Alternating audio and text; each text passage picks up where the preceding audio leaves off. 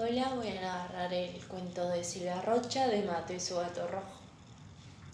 A Mateo le regalaron un cuaderno de tapa dura y páginas blanquísimas, sin líneas, que lo invitaban a dibujar. Tomó un lápiz y dibujó un gato, que estaba contento. Casi lo oía ronronear.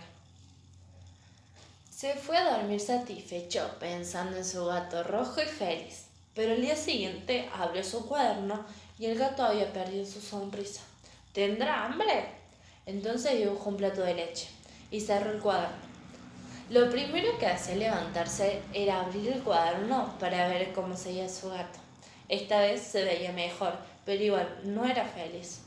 Mateo pensó que necesitaría. Entonces dibujó una almohada mullido para que no tuviera frío. Y después un ovillo de lana y una pelota saltarina. Pero nada resultó. A la noche se le ocurrió una buena idea. Tomó un cuaderno y dibujó un ratón. Con una gran sonrisa. En el medio del sueño, otro lo sobresaltó. Y agregó un cartel, no me comas. Y también dejó un poquito de queso. Ahora salía en compañía.